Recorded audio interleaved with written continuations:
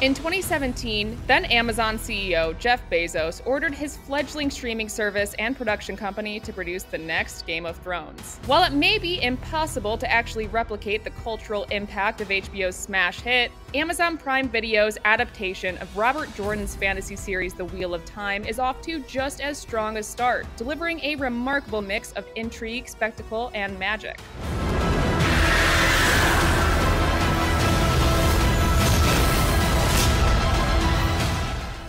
This is a series that could only really be adapted by a studio with the ambitions and budget of Amazon, which is reportedly spending $10 million per episode to build and destroy elaborate sets and fuse CGI with practical effects to make its magic and monsters come to life. Every aspect of the production is lushly realized. But showrunner Rafe Judkins and his team are delivering more than just peak TV spectacle, showing a deep understanding of the source material without being afraid to change things to better suit the medium.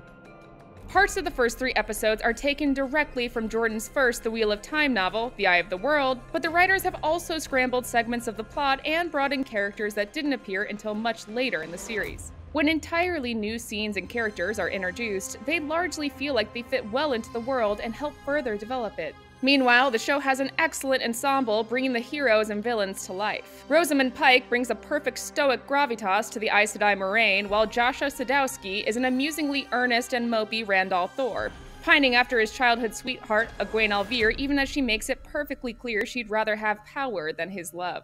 Even relatively minor characters shine.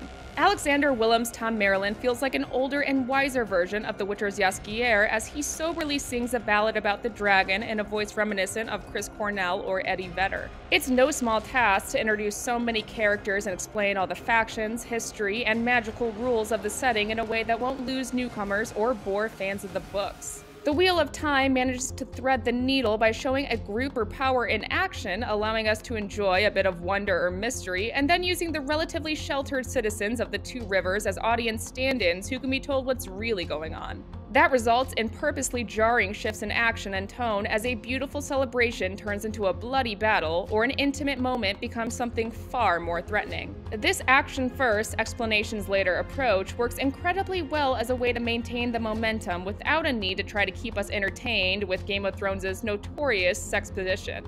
Game of Thrones and The Witcher have brought big success to fantasy TV, in part by subverting the genre's tropes through an emphasis on sex and brutality. While both of those things are present in the first few episodes of The Wheel of Time, this is a show that really embraces the genre. The series also has the advantage of having an ending that's already been written and well received by fans. Bezos wanted a new Game of Thrones. If The Wheel of Time can find enough of an audience to justify its price tag, it might even be better. Has been born again. The Wheel of Time is gorgeous, well-acted, and strongly written. A show that understands the characters and plot of Robert Jordan's books without being slavishly loyal to the source material. The first 3 episodes use a mix of gripping action and personal dramas to bring the pages to life while also providing an accessible introduction to series newcomers. The groundwork showrunner Rafe Judkins is laying shows he has a plan for the future. Hopefully, he will be given the time and money to see it through.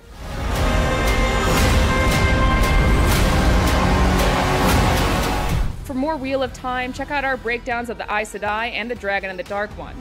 And for everything else, in the 2 rivers and beyond, stick with IGN. Whatever happens now, there's no turning back. The wheel weaves as the wheel wills.